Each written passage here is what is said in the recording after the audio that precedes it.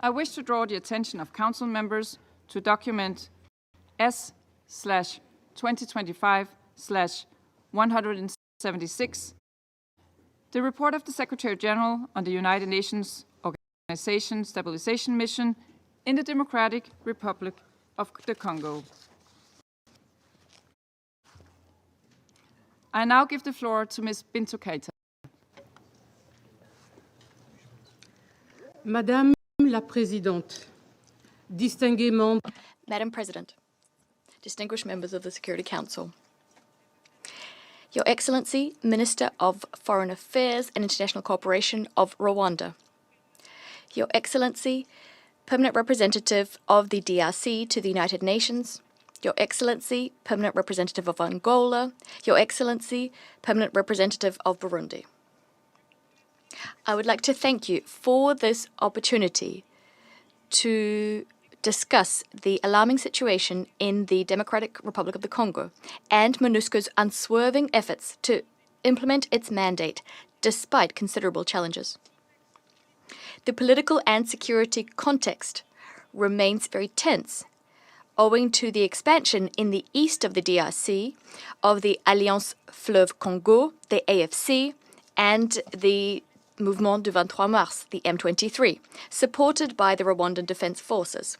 This has prompted the Security Council to hold emergency sessions on the 26th and 28th of January, as well as on the 19th of February.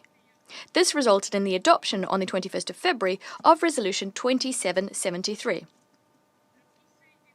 As for the Human Rights Council, on the 7th of February, the HRC convened an extraordinary session on the human rights situation in the east of the DRC, which resulted in the adoption of resolution document reference RES/S-37/1, which created a fact-finding mission recently formed, as well as an independent commission of inquiry on serious violations of human rights and international humanitarian law committed in North Kivu and South Kivu from January 2022 onwards.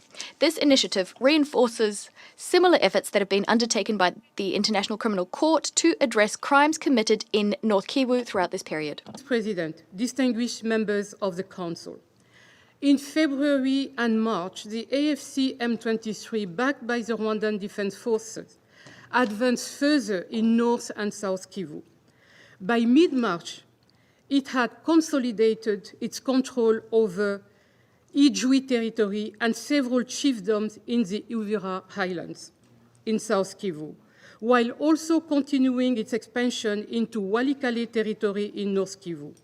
Today, AFC M23 controls large parts of both provinces, North Kivu and South Kivu, and threatens to expand into Chopo and Maniema provinces.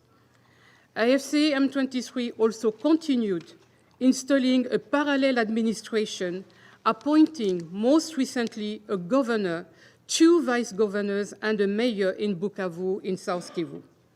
In North Kivu, AFC M23 has appointed financial administrators and a mining delegate, echoing links between armed conflicts and the illegal exploitation of natural resources in Eastern Democratic Republic of Congo.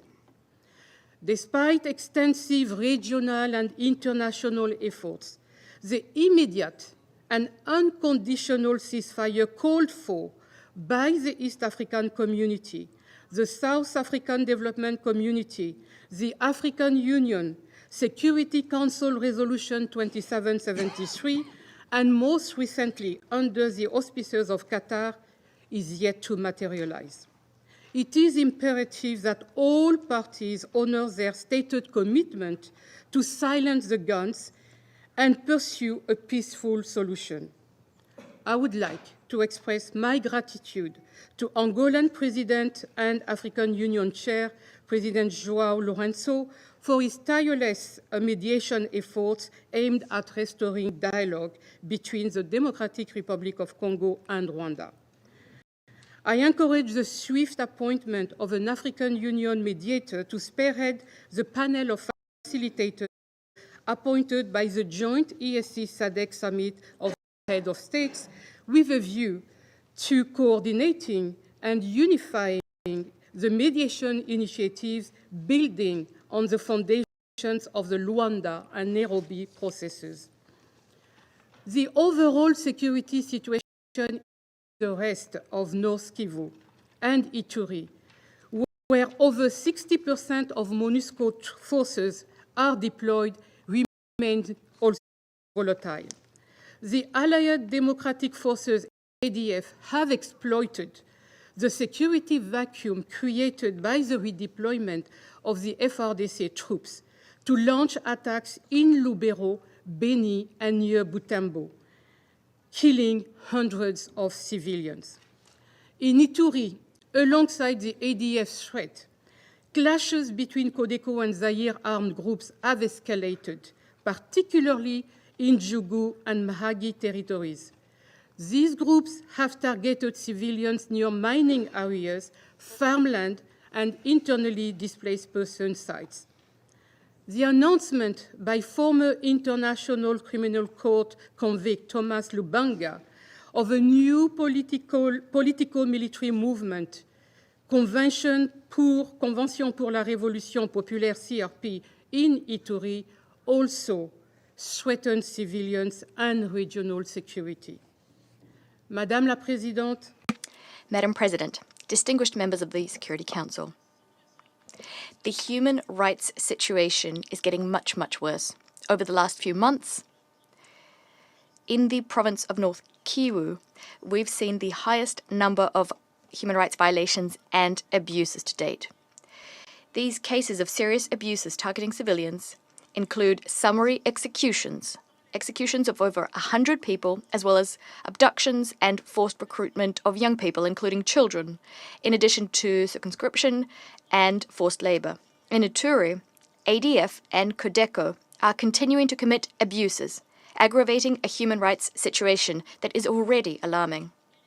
Women and children remain the main victims in North Kivu and in Ituri, with serious violations of the rights of the child affecting 403 children, including of which 90 girls, and this between the 1st of December 2024 and the 28th of February of this year.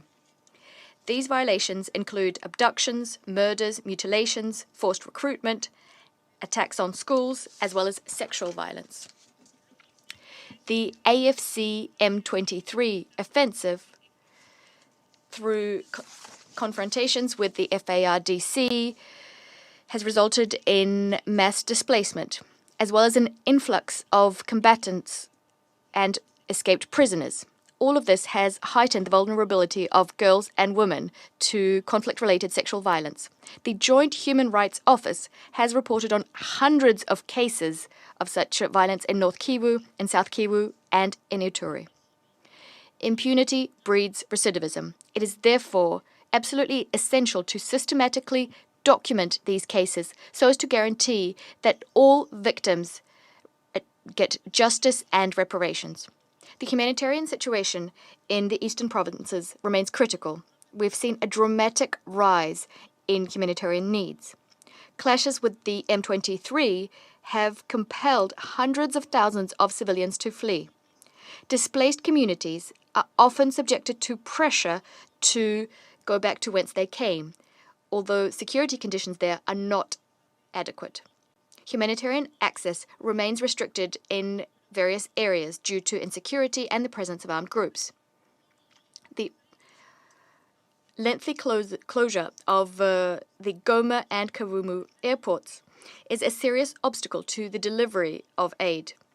The fact that the banking sector is not operational in areas under de facto authority is also complicating the humanitarian response, as well as the lives of people in general. In Ituri, the upsurge in attacks committed by armed groups, as well as clashes between these groups and the Uganda People's Defence Force, the UPDF, have exacerbated violence against civilians, increasing humanitarian needs and complicating access. Since January, over 100,000 people have been forced to flee in Djougou territory alone. This deterioration of the situation is occurring against a global context of a financing crisis. The 2025 humanitarian response plan is, for the time being, only 8.2% funded, compelling humanitarian actors to engage in extreme priority setting. Mrs. President, distinguished members of the Council, in this challenging context, MONUSCO remains fully committed to implementing its mandate as set out in Security Council Resolution 2765. The mission has intensified patrols and established mobile operating bases in Loda and Ahar. It has also been facilitating government-led consultation with armed groups in Ituri since January 25, leading to the surrender of 2,216 Zaire elements, the handover of 103 weapons and ammunition, as well as a reduction in security alerts. MONUSCO continues to protect civilians responding to attacks in Djougou territory, providing temporary shelter and assisting with medical evacuations. In North Kivu, MONUSCO has strengthened cooperation with authorities by donating vehicles and enhancing joint patrols, reducing armed criminality. The arrival of the new force commander on 10 February 25 and the establishment of a temporary force headquarters in Beni have bolstered coordination with the FRDC, notably in ADF hotspots areas. In Goma and other areas under the M23's control, MONUSCO continues to face restrictions on its freedom of movement, including roadblocks and a 48-hour notification requirement for convoys.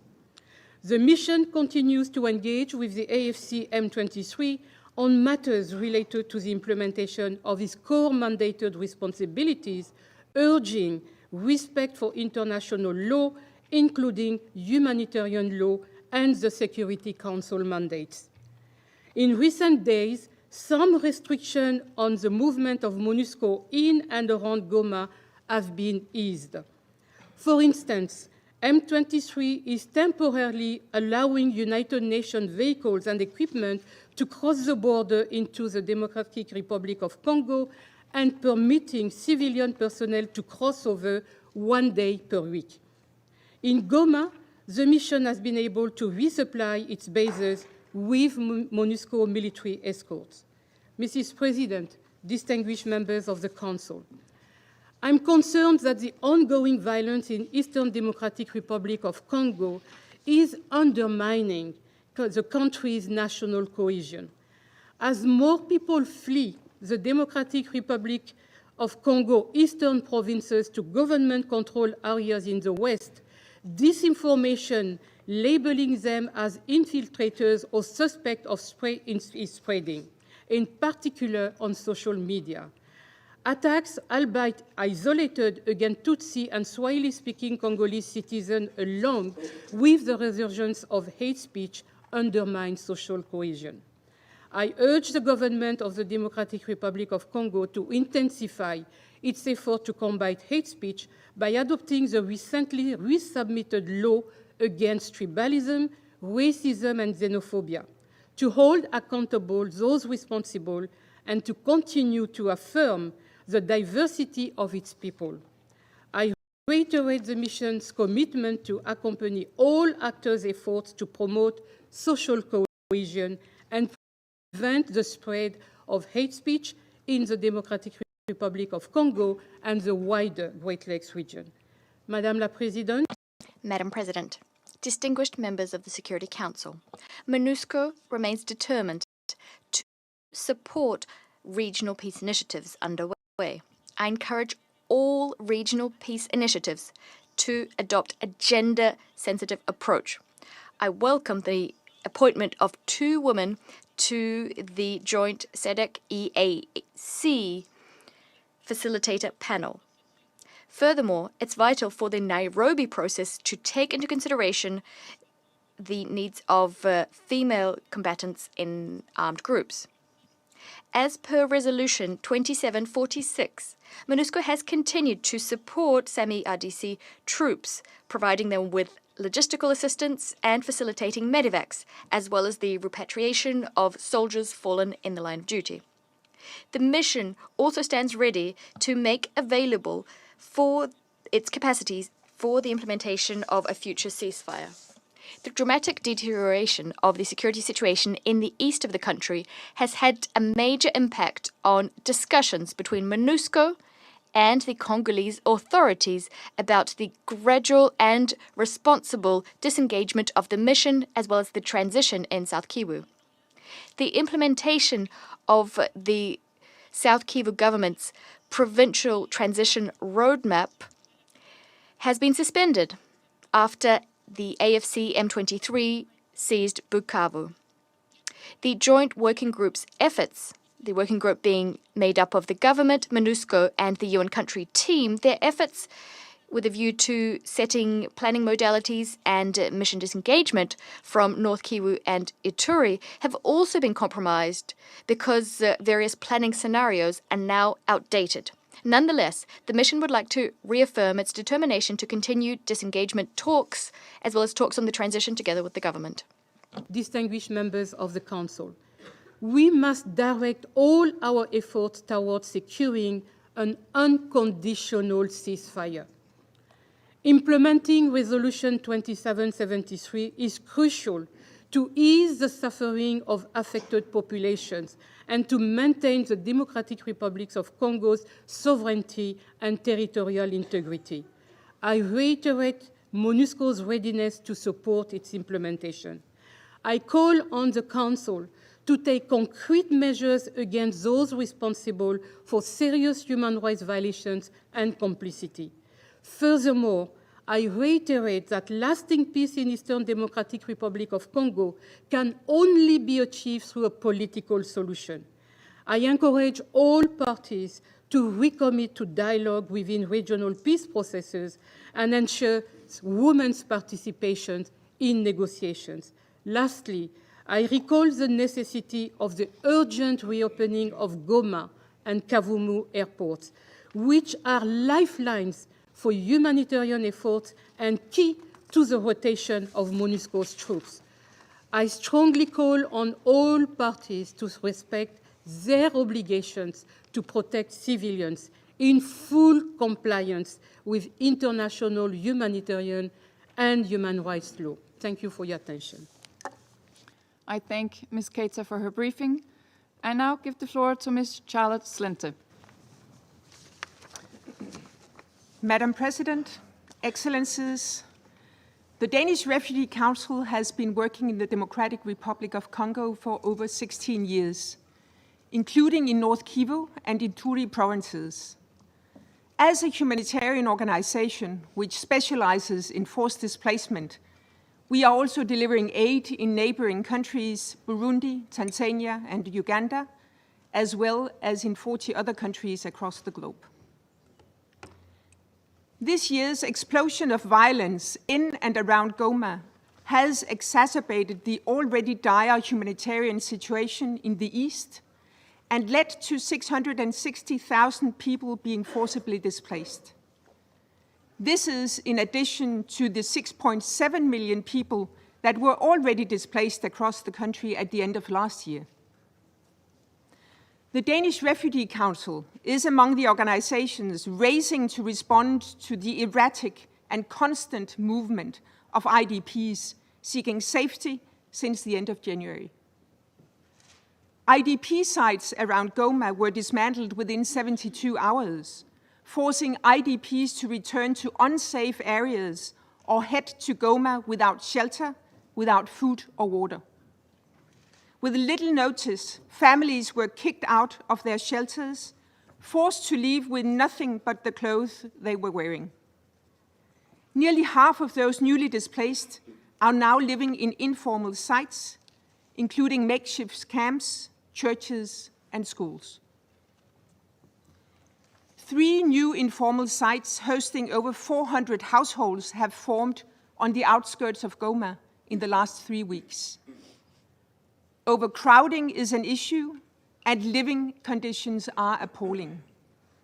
Internally displaced girls and boys are traumatized, they are not going to school, and are resorting to begging or looking for odd jobs in exchange for food. We have heard reports of girls engaging in survival sex. The other half of the new IDPs live with host families in Goma, which often do not have the resources to support them.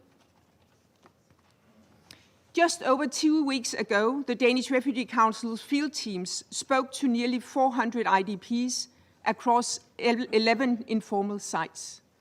96% of people do not feel safe.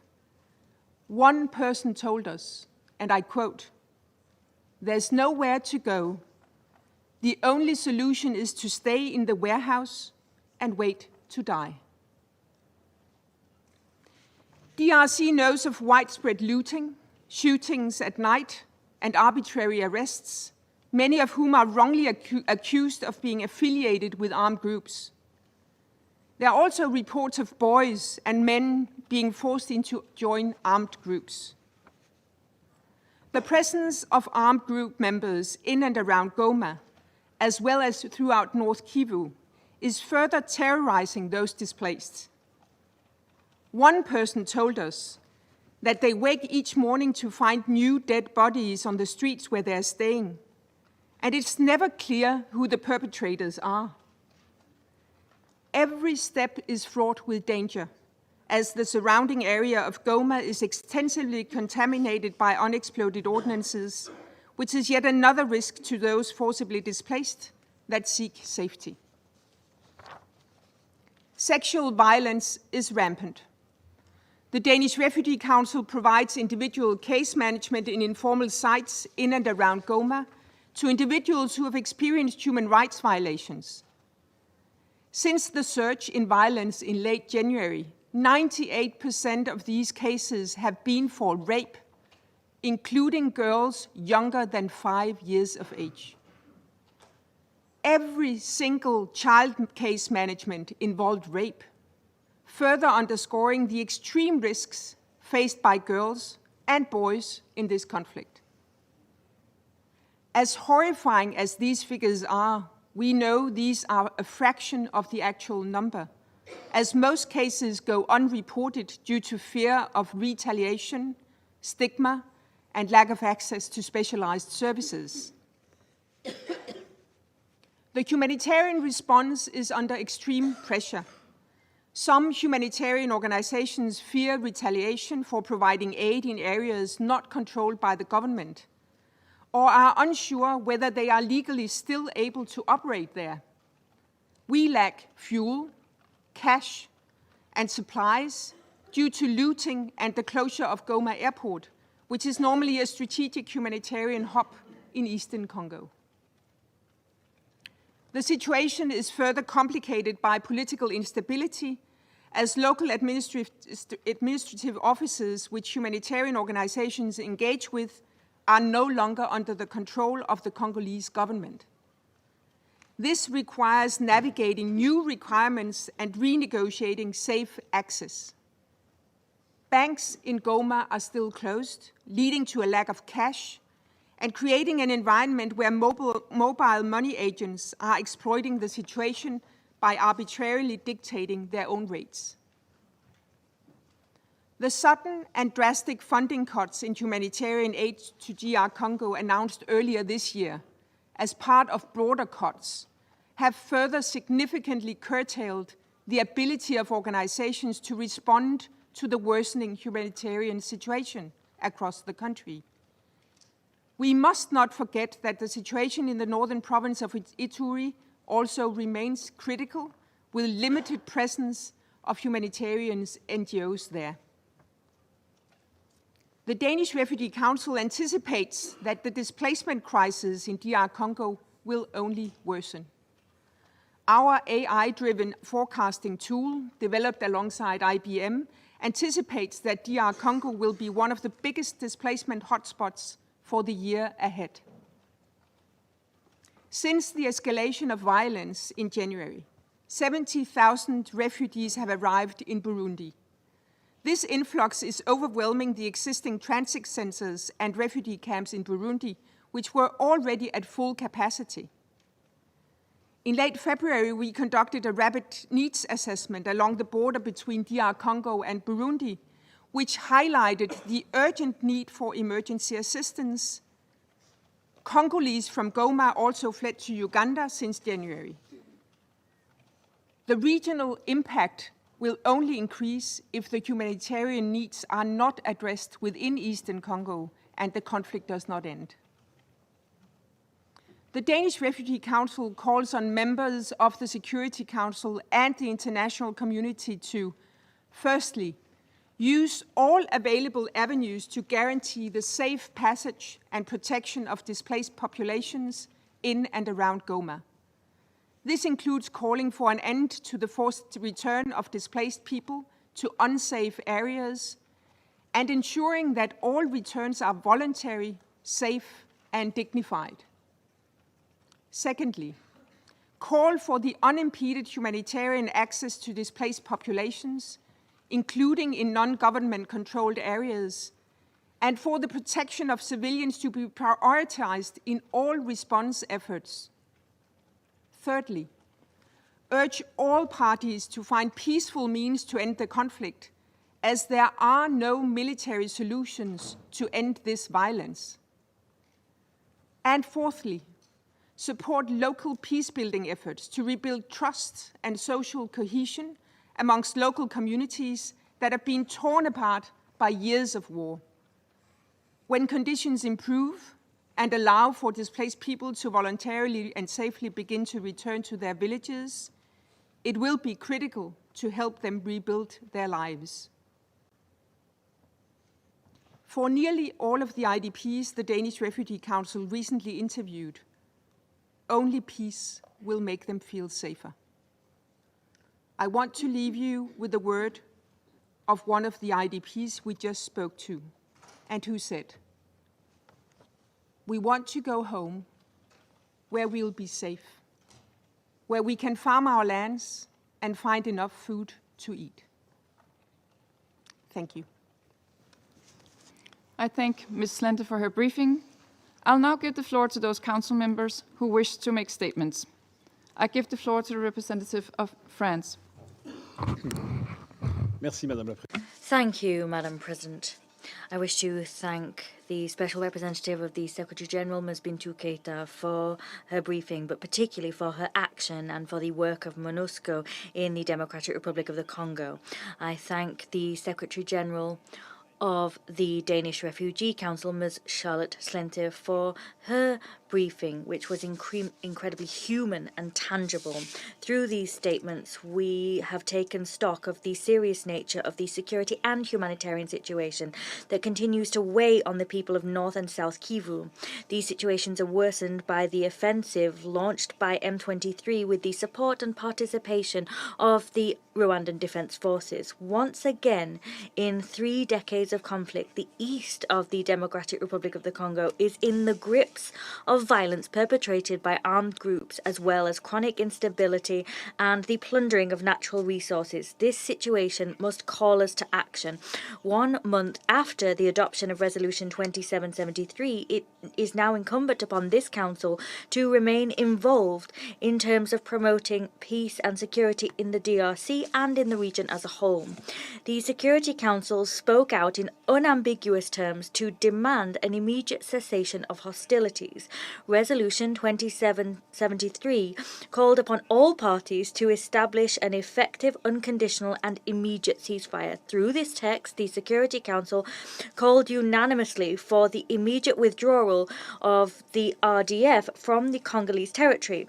The resolution also recalls the need to comply with international humanitarian law and to guarantee comprehensive, safe and unfettered humanitarian access, beginning with the reopening of the Goma airport. These appeals are just as vital today as they were before. Urgent progress must be seen with the implementation of Resolution 2773. Daily clashes are seen time and time again on the front lines. There are acts of violence committed against civilians, violations of human rights, and sexual violence continues to increase exponentially. There is a risk of conflagration in the region of the Great Lakes. The Council will not simply be able to limit itself to dealing with the current situation. Consequently, the upholding of the ceasefire is a major priority. France supports efforts to this end, whether we be talking about appeals for the ceasefire heard after the meeting in Doha on 18th of March, or in the midst of the SADC-EAC regional process. The ceasefire must be implemented so that clashes cease and stop being a burden on the people in the East DRC. Dialogue initiatives must continue to achieve tangible and visible progress towards the end of the cessation of hostilities. Here, regional mediation processes have a key role to play in creating a solution to this conflict, which we need to see. France has supported the Rwanda and Nairobi processes and will continue to support all regional efforts, making it possible to achieve a sustainable solution to the conflict, including the EAC SADC process. We support the coordination of these initiatives with UN action. The civil society and women must also be involved. I hail the engagement of Angola and their president, João Lourenço. He's worked tirelessly to promote dialogue and establish tangible parameters for a negotiated solution in order to see the complete withdrawal of Rwandan forces and the neutralization of the FDLR by the DRC. This must continue through SADC. We must build on these gains. I here hail the important role of MONUSCO. MONUSCO's role is evolving in an increasingly worsening environment. Its protection of civilians mandate must be protected. Across its theatre of operation, MONUSCO has the capacity to monitor the ceasefire once such an agreement has been reached. Pressure against MONUSCO must cease to this end. Attacks against blue helmets, which could be liable to constitute war crimes, cannot be accepted. The same thing can be said for restrictions placed on MONUSCO's freedom of movement or the discharging of its mandate. Madam President, the resolution of the Great Lakes conflict means that all parties must be involved in good faith, bolstered by the conviction that there is no military solution. A solution also required the continued involvement of this council, closely connected with regional efforts. We support the council's work in order to restore the sovereignty and territorial integrity of the DRC and promote stability across the region as well as peace. We fully support MONUSCO and its head, Bintou Keita. I thank the representative of France for the statement, and I give the floor now to the representative of Sierra Leone. Thank you, Madam President. Madam President, I have the honor to deliver this statement on behalf of the members of the A3+, namely Algeria, Guyana, Somalia, and my country, Sierra Leone. We thank Ms. Bintou Keita, Special Representative of the Secretary General in the Democratic Republic of the Congo and Head of the United Nations Organization Stabilization Mission in the DRC, for our briefing and for presenting the Secretary General's quarterly report on the situation in the DRC. We also thank Ms. Charlotte Slente, Secretary General, Danish Refugee Council, for our contribution. We welcome the participation of His Excellency Olivier Ndugai, Minister of Foreign Affairs and International Cooperation of Rwanda, and the representatives of the DRC, Angola, and Burundi in today's meeting. Madam President, the A3+ extends sincere appreciation to the men and women of MONUSCO for their dedicated service. They continue to demonstrate an unwavering commitment to protecting the lives of the Congolese people, despite the challenges and risks, particularly over this quarter. In the context of the ongoing hostilities, we're encouraged by recent improvements in security and humanitarian access that have allowed greater freedom of movement in the East. It is reassuring that evacuated MONUSCO personnel have been able to return to Goma, a positive sign of stabilization in that area. These developments give hope that MONUSCO will be able to carry out the critical mandate entrusted to it by this Council. We affirm our full support for MONUSCO's mandate and operations. As we look ahead, discussions about MONUSCO's activities, including plans for its future role, must be conducted in consultation with the DRC government and reflect the priorities of the Congolese people. National ownership and partnership are essential for the successful implementation of the mission's mandate. We also acknowledge the invaluable contributions of the regional mechanisms to security efforts in Eastern DRC.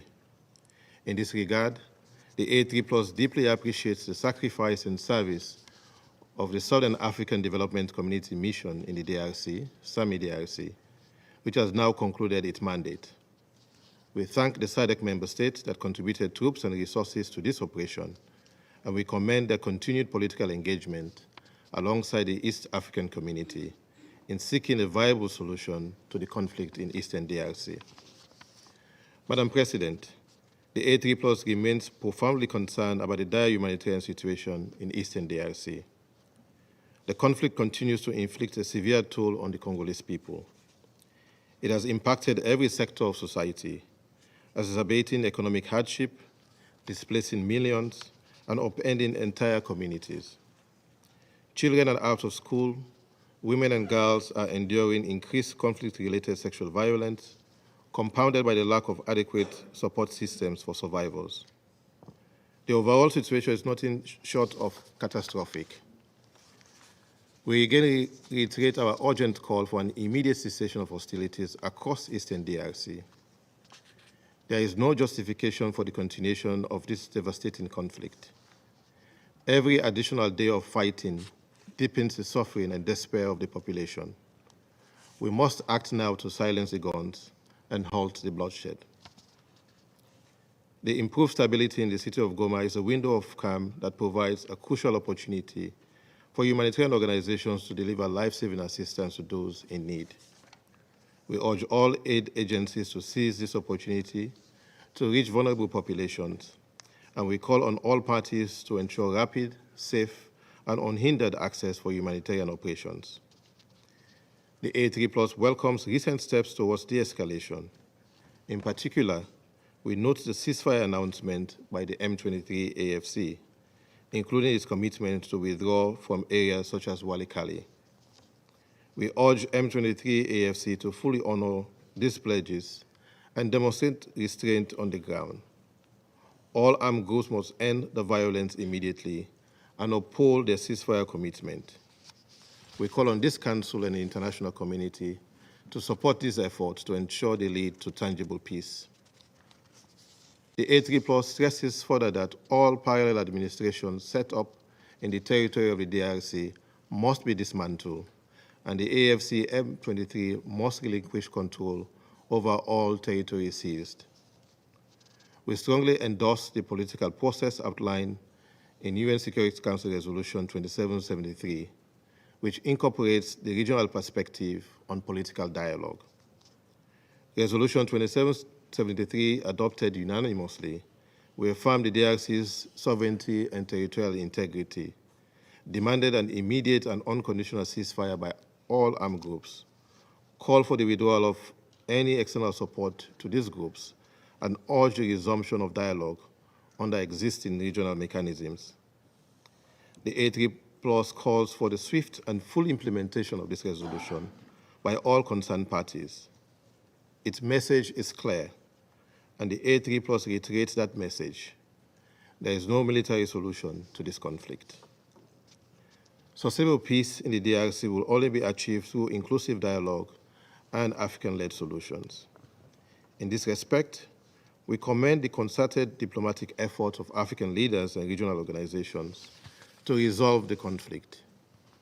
We pay tribute to His Excellency, President João Manuel Gonçalves Lorenzo of Angola, who has tirelessly mediated between the DRC and Rwanda in the spirit of African-led solutions to African challenges. We also recognize the important facilitating role of former President Uhuru Kenyatta of Kenya in the EAC-led Nairobi process. These efforts have laid critical groundwork for peace. We welcome the recent decision by the regional leaders at the joint EAC-SADC summit on 24 March 2025 to harmonize the Rwanda and Nairobi peace processes. This unified approach is critical and built upon the foundation laid by the facilitators of the Rwanda and Nairobi processes. Our shared goal is to reach a lasting settlement that addresses the root causes of the conflict, meets the aspirations of the Congolese people, and considers the legitimate regional security concerns. We note that the African Union Peace and Security Council, at its February 2025 summit meeting, also underscored the need for a coordinated response to the crisis and endorsed these regional initiatives. The EAC and SADC have shown commendable unity by adopting a joint roadmap to peace and appointing a high-level panel of facilitators comprised of eminent former African heads of state to guide the peace process. The A3+ welcomes the establishment of this panel and urges all stakeholders to cooperate fully with the facilitators in the timely implementation of the roadmap. We also urge the full, equal, and meaningful involvement of women in the peace process. The Security Council must do its part to reinforce this African-led peace effort. We urge the Council to remain engaged and to use all available tools to support the regional roadmap, including backing the joint peace process and the facilitator panel, and ensuring that the UN's effort, including those of MONUSCO, complement the regional strategy. Madam President, the A3+ gratefully acknowledges the support from international partners to the DRC in the form of humanitarian aid, development assistance, and diplomatic engagement. At the same time, we stress that all external effort must be closely coordinated with the Congolese authorities and aligned with the region's peace initiatives. We welcome the outcome of the trilateral meeting hosted by the State of Qatar in Doha on 18 March 2025, which brought together His Excellency President Felix Tshisekedi and His Excellency President Paul Kagame. In light of commitment made by both leaders in Doha to remain fully engaged in the joint Rwanda and Nairobi process, the A3+ stresses that all processes for peace and security in DRC should align with this commitment with the African-led process. The presence of external forces risks exacerbating the situation and undermining ongoing effort. We therefore call on all actors to respect the DRC's sovereignty. In line with Resolution 2773, all uninvited foreign forces should withdraw from Congolese territory. Neighboring countries must ensure that they are not providing support or safe haven to any armed group. In closing, Madam President, the A3+ reiterates its unwavering commitment to the sovereignty, territorial integrity, peace, and stability of the DRC. We commend the parties for their continued engagement and willingness to pursue dialogue in search of a peaceful resolution. These are encouraging steps towards rebuilding trust and security in the country. The A3+ calls on the Security Council and the international community at large to provide steadfast and meaningful support to the DRC. This means not only bolstering MONUSCO's effort on the ground, but also fully backing the ongoing regional political initiatives that offer the best hope for durable peace. We must all remain actively seized of the matter and ready to assist as needed. The people of the Eastern DRC have suffered for too long. They are looking to us, in Africa and around the world, to help end their ordeal. We must not fail them. I thank you. Give the floor to the representative of the United States. Thank you, Madam President, and thank you, SRSG, Bintu Keita, and Ms. Charlotte Slente for your briefings today. It is essential that this Council and the international community continue to receive objective, credible reporting on the dire situation affecting Congolese civilians and UN personnel in Eastern DRC. The United States denounces the increasingly antagonistic rhetoric coming from Rwandan government officials and the Rwanda-backed M23, including threats against senior MONUSCO leadership and false claims that MONUSCO supports the FDLR. These statements are unacceptable and irresponsible, especially from Rwanda, a major contributor to UN peacekeeping, including through senior leadership positions. The United States strongly condemns the continued advances by M23 and Rwanda Defense Forces throughout North and South Kivu. We welcome all parties' engagement in the joint EAC-SADC process, especially the commitment to reach an unconditional and permanent ceasefire. However, signing communiques is only a first step. Following through is much more difficult. We will be watching the actions of the parties closely and remain prepared to take further measures as needed. As the largest financial contributor for MONUSCO, the United States is deeply invested in its effectiveness. The mission must be allowed to move freely and implement its mandate in M23-controlled areas. We demand M23 immediately cease its obstruction of MONUSCO and take the necessary steps to reopen the Goma airport without further delay. We recognize the role MONUSCO could play in supporting an end to this crisis. Through its expertise, mandate, and infrastructure, MONUSCO is well equipped to support the implementation of a ceasefire or negotiated solution, as it has done many times throughout its history. However, absent a sustainable ceasefire or guarantees for MONUSCO's freedom of movement, UN troops are prevented from leaving their bases, all while M23 commits human rights abuses across Goma. This situation is unsustainable. If MONUSCO can no longer carry out its mandate to protect civilians in M23-controlled areas, we as Council members should consider all options, including a re-examination of the mission's mandate, which no longer reflects its operating environment.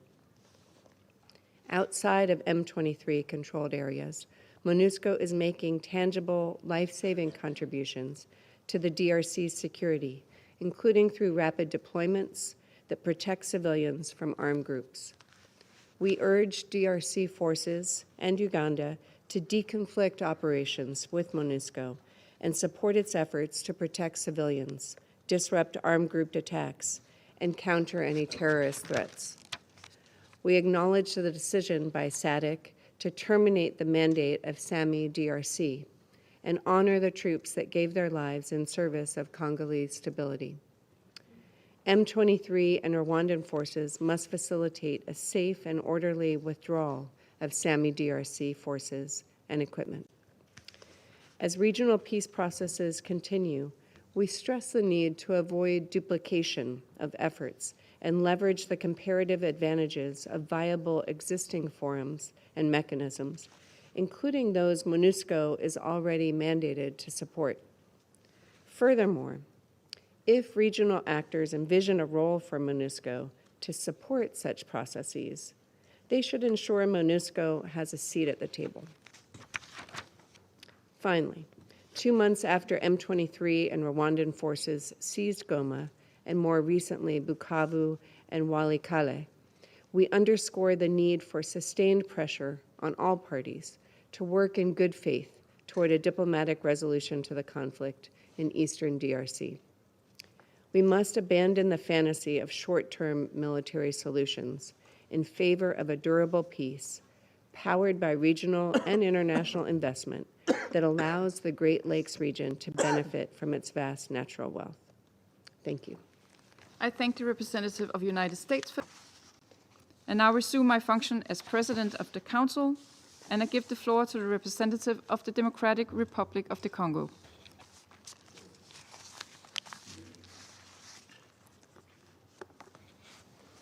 Merci, Madame la Présidente. Thank you, Madam President. Madam President, distinguished members of the Council, I wish at the outset to warmly congratulate you on behalf of the delegation of the DRC. I'm congratulating you on your presidency of the Security Council for March as the month draws to a close. Thanks to your wisdom, your skill, and your qualities, your sterling qualities as a diplomat, you have successfully steered the work of this council. I also wish to thank your predecessor, Ambassador Fukong. He steered the council's work also equally successfully last month. The Democratic Republic of the Congo welcomes the detailed briefing delivered by the Special Representative of the Secretary General in the Democratic Republic of the Congo, Ms. Bintou Keita. We also welcome to our meeting the Minister of Foreign Affairs of the Republic of Rwanda, His Excellency Mr. Olivier Nduhungirehe, and we welcome Madame Charlotte Slente of the Danish Refugee Council. She objectively detailed the hell and the bitter ordeal besetting the Congolese people in areas under control of the Rwandan army and the M23 AFC proxies. Today's statement will focus on the following 4 points: the report of the Secretary-General on the situation in Eastern DRC, the implementation of Resolution 2773 of the Security Council, peace initiatives already underway, and the adoption of sanctions as measures with which to implement Resolution 2773 of the Security Council. Madam President, thousands of people have been killed, thousands of people have been internally displaced, entire cities have been devastated. Walikale, Kamanyola, Bunagana, Masisi-Centre, Goma, Minova, Ijwi, and Bukavu.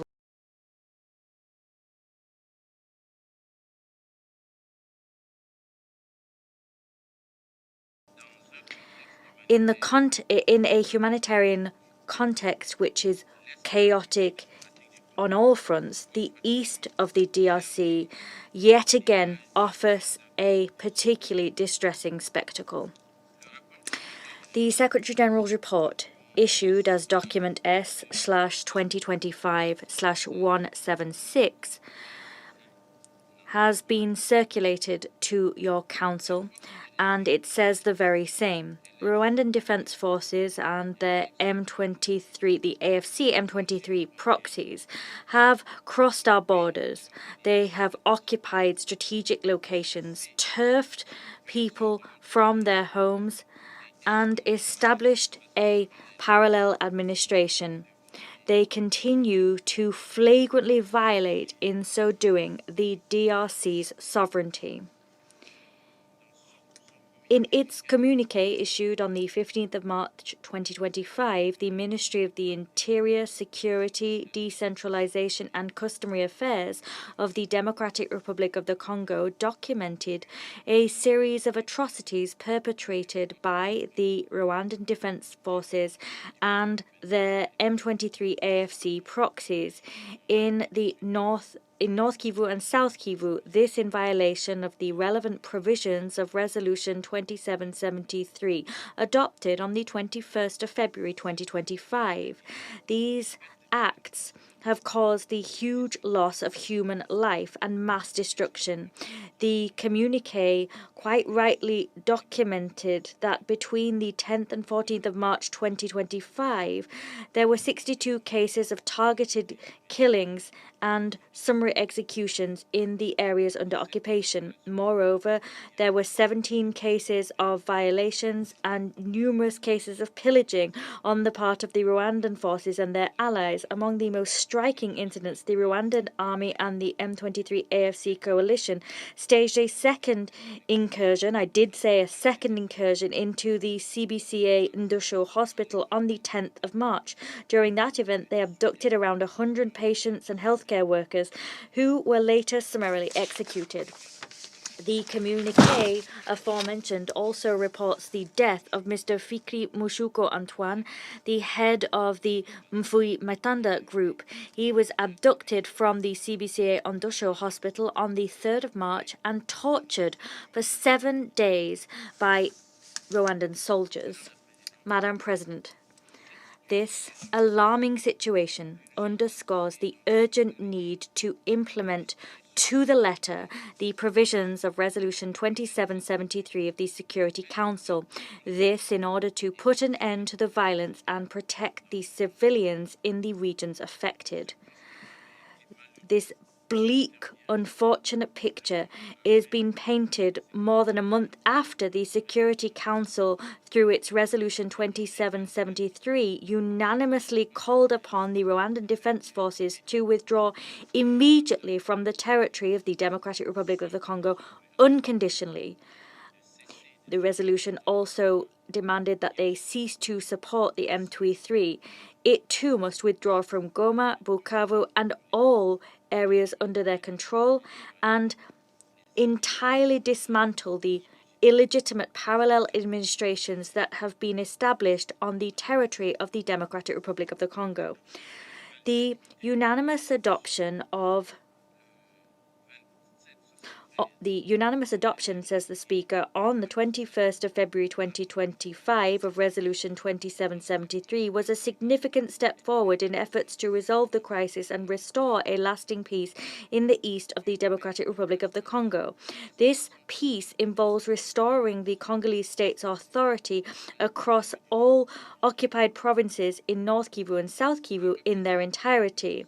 The resolution stands as a response to the security and humanitarian crises and challenges which are dealing a heavy blow to the people in the east of our country that for 30 years now have been in the grips of violence. The text is also an expression of clear and explicit support from the international community to the efforts taken by the AU, the African Commission on Human and People's Rights, SADC, and the East African Community. Far from hindering African initiatives, Resolution 2773 strengthens and supplements them. The extent and persistent nature of the aforementioned violence suggests that we can no longer allow this crisis to drag on for eternity, claiming that an African problem requires an African solution. Doing that would be to betray the spirit of international solidarity, which is the very bedrock of the United Nations collective security system.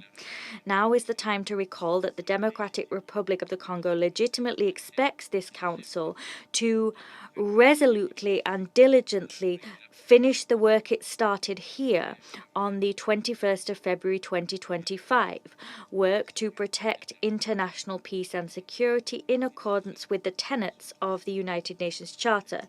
In other words, the Council must now implement Resolution 2773. That is and must be a priority. To date, no Rwandan soldier has withdrawn from the DRC's territory. No element of the M23 AFC coalition has withdrawn from Goma or Bukavu, nor from any other area under control, and no parallel administration, illegitimate parallel administration indeed, has been dismantled. On the contrary, every day we're seeing the positions held by the RDF M23 AFC coalitions growing stronger. They tirelessly continue their expansionist and criminal agenda. They are hungry to defy the Security Council's will in so doing, and through their actions they are killing peace-building efforts undertaken by regional leaders, including those of the AU, SADC, and the ERC, as well as others by the international community as a whole. After having established a parallel administration in Goma in North Kivu and in Bukavu in South Kivu, the RDF AFC M23 coalition extended its territorial conquest to the Walikale territory in North Kivu and to Mwenga in South Kivu. And this happened at a time when appeals were growing in number for a ceasefire. This means that the aforementioned coalition is brazenly impertinent in violating its own ceasefire. Worse still, this coalition is now maliciously transplanting non-indigenous populations under the guise of refugee return, and that has paved the way for interethnic tensions, which we're very likely to see in the future. The coalition has also readied itself to sell off DRC's monetary sovereignty by looking to appoint a parallel banking regulation system and a parallel central bank. This is true if we are to believe statements made to the press by the coalition's leader on the 22nd of March. Madam President, the DRC wishes to thank and congratulate His Excellency João Manuel Rosso, President of the Republic of Angola. He demonstrated resolute commitment in his role as AU-appointed mediator for the conflict which is pitting the DRC against Rwanda. Contrary to the recalcitrance of Rwanda, the DRC is highly committed, as is its head of state, His Excellency Félix Antoine Tshisekedi Chilombo. We are committed to the peace initiatives of the AU and sub-regional economic commissions. That commitment is unswerving. Our support extends to the joint SADC-EAC summit that adopted the report on the conclusions of the ministerial summit held on the 17th of March in Zimbabwe. That summit also ordered the implementation of the roadmap. The Luanda process, designed to offer a framework within which to achieve a peaceful resolution to the conflict, was sabotaged by Rwanda's stubbornness. Every commitment that they entered into in Luanda has been ridden roughshod over time and time again. Her Excellency Madame Therese Kwalikamba Wagner, Minister of State, Minister of Foreign Affairs, International Cooperation and Francophonie of the DRC, reiterated time and time again before this council a few weeks ago the fact that since the establishment of the enhanced ad hoc verification mechanism in Goma in November 2025, Rwanda has not once sent its 3 military experts to oversee the implementation of the ceasefire.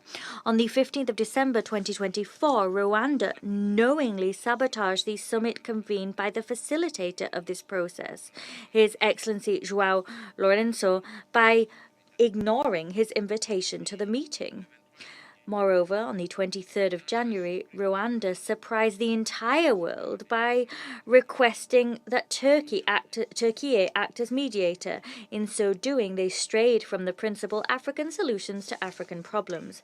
As we might have expected, Rwanda and its proxies, who said that they swore only by direct negotiations between the RDC and AFC M23, were the first to boycott the Luanda meeting on the 18th of March. Despite this flagrant disregard shown by Rwanda for peace processes underway, the Democratic Republic of the Congo remains fully committed and reiterates its trust in any and all peace processes supported by the African Union to bring about a political solution to the conflict between the DRC and Rwanda. Two sub-regions, SADC and the EAC, have held joint meetings to adopt urgent measures, including a ceasefire. As far as the African Union is concerned, its Peace and Security Council met at heads of state level on the 14th of February. It called for the immediate withdrawal of all uninvited foreign forces from DRC, in other words, Rwanda. Rwanda and the M23 responded and continue to respond with violence, with terror. Indiscriminate, systematic violence continues to be seen. The victims of that violence hail from all ethnic groups and are of all political colours. We are seeing the rapid deterioration of the situation on the ground. And many stakeholders have reacted by doing what they do best. They've documented human rights violations, paving the way for criminal prosecutions. This is robust action, but is reactive rather than preemptive. Madam President, on a different note, we cannot lose sight of the fact that the speedy, gradual, ordered and responsible withdrawal of MONUSCO continues to be in sync with the logic underpinning the disengagement note co-signed on the 21st of November 2023 by the government of the DRC and MONUSCO. It was endorsed by the Security Council pursuant to Resolution 2717 of the 19th of December. There was momentum for disengagement, which began in South Kivu on the 25th of June 2024. It was brutally deflated following attacks on FARDC and MONUSCO positions by the RDF AFC M23 coalition. However, parties remain committed to the comprehensive implementation of the joint disengagement plan on the humanitarian track now. Paragraphs 49 to 53 of the Secretary General's report confirm that the situation is a devastating one, a situation incidentally worsened greatly by RDF M23 AFC attacks. Against this backdrop, one of our major challenges remains mobilizing remaining funds to meet colossal need. We take this opportunity to reiterate our appeal to donors. We ask them to step up their efforts to plug the funding gap. More or less 93% of the funding needed is still lacking. The Humanitarian Response Plan for 2025 was launched jointly on the 27th of February by the government and its partners. It seeks to assist more or less 11 million people of the 21.2 million that currently are in need. The estimated budget stands at $2.54 billion, but has only been financed to date to the tune of 7%. Madam President, as regards the human rights track, my government wishes to draw the Council's attention to the continued worsening of the human rights situation in areas under the control of the RDF M23 AFC coalition. In particular, certain worrying incidents have been corroborated in the Secretary General's report. I request you to peruse paragraphs 35 to 40. Several other human rights and IHL violations were reported as having been perpetrated by the RDF M23 AFC coalition. Here I'd recall in this connection the killing of at least 126 people in areas controlled by M23 since the 26th of January, abductions of civilians, forced recruitment of young people, including children, and the fact that they've been subjected to forced labour in Goma and the surrounding area. I'd also point to the unilateral destruction and dismantling by the aforementioned coalition of internally displaced camps that were havens protected by the UN in North Kivu and South Kivu. Several other cases are worthy of mention, of course. Targeted attacks by way of reprisals against women activists, human rights defenders, sexual and gender-based violence, and attacks against peacekeepers, MONUSCO peacekeepers. We cannot ignore these incidents. In view of the horror and the climate of terror described above, my delegation urges the Council to face the truth. There is an urgent need to rapidly move to the implementation of the provisions of Resolution 2773. An effective cessation of hostilities and de-escalation will not be possible until increased pressure is brought to bear, or until there are more robust sanctions against Rwanda and its M23 AFC allies. Madam President, I would be remiss if I did not recall before your Council that as we meet here, Rwanda has more than half of its army deployed on the territory of the DRC. And this has occurred without the consent of the Congolese state. The right to self-defense cannot be invoked as a justification for an armed invasion, nor for the creation of parallel administrations on the territory of a sovereign state. These acts, in and of themselves, are grave violations of the United Nations Charter, the Constitutive Act of the African Union, and of Resolution 3314 of the UN General Assembly, dated 14th of December 1974. Madam President, it's not my job to recall that when the Council unanimously adopted its Resolution 2773 on the 21st of February, a significant number of Council members stated that they would ensure that it was implemented in its entirety. They stated then that the Council reserved the right to contemplate the imposition of other measures were the resolution not fully implemented.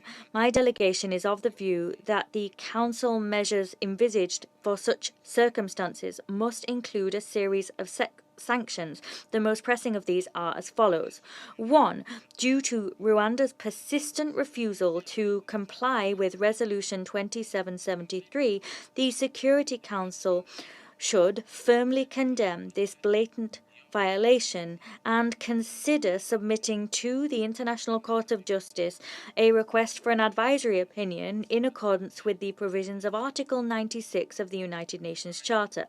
Moreover, the Council should study the implementation of a reinforced mechanism to monitor the implementation of Resolution 2773, with gradually more stringent coercive measures being put in place in the case of continued non-compliance. 2. Establish a regime of sanctions applicable to Rwanda and its leaders. 3. Impose an arms embargo on Rwanda until it ceases its support for M23 and until it totally withdraws its army from the DRC's territory. 3.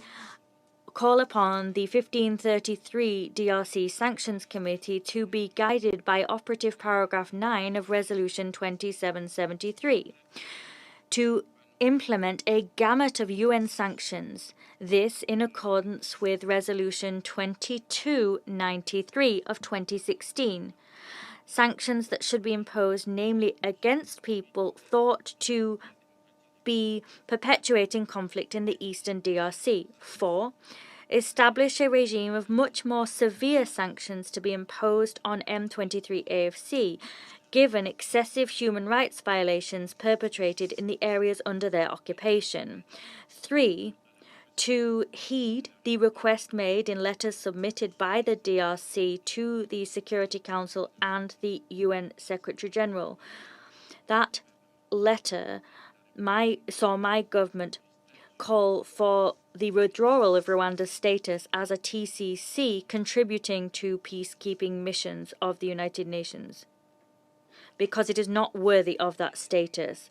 Finally, decry and sanction the involvement of Rwandan authorities in the illegal exploitation of natural resources, both mining and agricultural resources, owned by the DRC. Before I conclude, I must reiterate my government's thanks and the thanks of the DRC's people to the states and institutions that have courageously imposed sanctions against Rwanda. This includes the US, the UK, Germany, Canada, the European Union in general, and France, Belgium, Slovenia, and Greece in particular. Finally, we must here recognize that sanctions in the cases of the Great Lakes crisis are not counterproductive. It is for this reason we encourage the Security Council and other peace-loving states to follow suit. Thank you. I thank the representative of the Democratic Republic of the Congo for the statement. I now give the floor to His Excellency Mr. Olivier Nduhungirehe, Minister of Foreign Affairs and International Cooperation of Rwanda. Madam President, Council members, I thank you for giving me the floor. Allow me to begin by congratulating you on your presidency and leadership over this Council during the month of March 2025. I also acknowledge the contributions of previous speakers and briefers.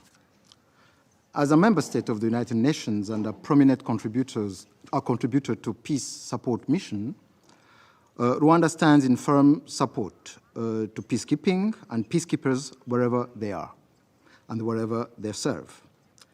This is precisely why Rwanda insists on accountability and transparency for all those who are mandated by the UN Security Council to serve the cause of peace.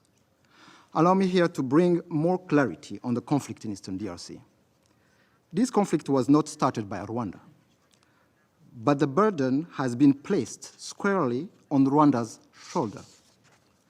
In addition, actions taken by different actors have enabled the DRC to escape its responsibilities, particularly as regards to leadership and governance failures.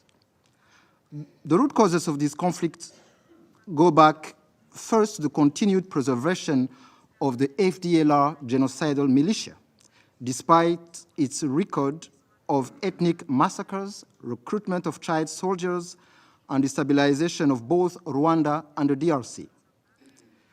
It is unfortunate that some in the international community conveniently continue to ignore its existence. The recent capture and handover to Rwanda of FDLR members, including a senior commander, has provided even more evidence of how the DRC government integrated FDLR fighters into its national army. Kinshasa gave them weapons, resources, and a platform to continue their genocide ideology. Secondly, the systematic persecution that Congolese Kinyarwanda speakers, particularly Tutsi communities, is linked to colonial legacy. This includes communities in South Kivu and Ituri provinces. Among the consequences of the discrimination, violence, and ethnic cleansing in the DRC are the hundreds of thousands of refugees in Rwanda, Uganda, and other countries in our region that have been living mostly in refugee camps, unable to safely return to their homes for many years. Given the situation, what is to be expected from Rwanda? Why is Rwanda disproportionately targeted? It is not clear. What is clear to us in Rwanda is that the defensive measures we have put in place will remain until there is a credible framework for long-term security guarantees along our border with the DRC. Madam President, the case of MONUSCO has been particularly troubling, as reflected in the report we have just received. There has been a recurrent pattern of MONUSCO's deliberations being used to push a narrative that fails to reflect reality on the ground. Sadly, today's report is no exception. While it accurately cites abusive armed groups like the ADF, Codeco, the Kinshasa-backed FDLR, genocidal militia, and even DRC forces as the main perpetrators of human rights violations, the report continues to single out other actors as the primary cause of instability in Eastern DRC. As such, the report shows a clear pattern of bias in the reporting of the security crisis in that region. MONUSCO's long-standing failure to implement the mandate it was entrusted with 25 years ago, that is the eradication of all armed groups, including the FDLR genocidal militia, which has operated with total impunity in Eastern DRC for the past 3 decades. We cannot hope to achieve peace if the root causes of this crisis are not addressed. I was personally sitting in this council on 28th of March 2013 when Resolution 2098 was adopted to deploy a Force Intervention Brigade, FIB, within MONUSCO, with a specific mandate to neutralize all armed groups, including the FDLR. However, operational focus was exclusively directed at the M23, and MONUSCO FIB refused to neutralize the FDLR, which continued to create havoc in Eastern DRC even today in 2025. In fact, since 2003, this Council has reiterated the need to address the threat of the FDLR through more than 20 different resolutions. Yet, after billions of dollars spent on what remains the UN's most expensive peacekeeping mission in history, meaningful results remain elusive. As a result, Congolese civilians, especially Tutsi, have continued to be targeted for persecution, discrimination, and forced displacement. In October 2023, a whole village, 300 homes of Congolese Tutsi, was burned down by DRC-backed militias in Turo village, Masisi territory. And where was MONUSCO at that time? Since February this year, the Banyamulenge villages in South Kivu, Minembwe, South Kivu, are being bombed by attack drones and fighter jets from DRC. Where is MONUSCO?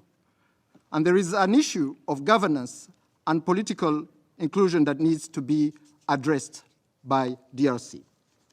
Madam President, since the resurgence of hostilities in October 2021, MONUSCO has failed to contribute constructively to the escalation or to peace efforts.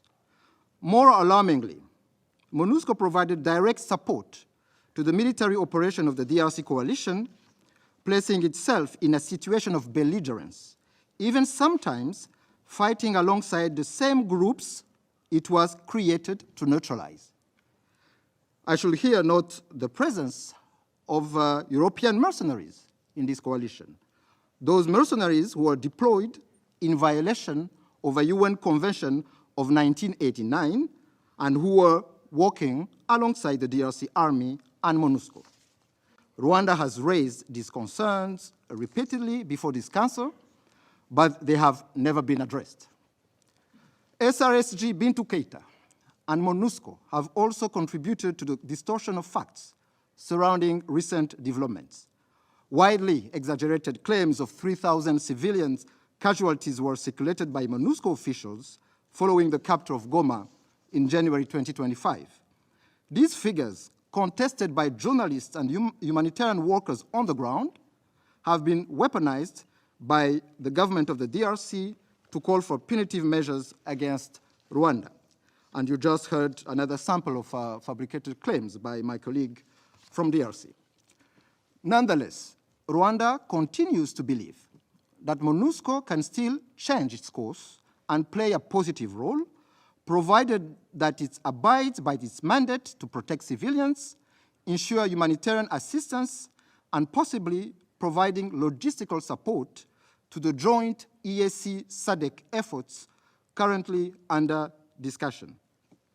Madam President, since the last briefing in December 2024 and the fall of Goma, there is a new momentum for peace in the region.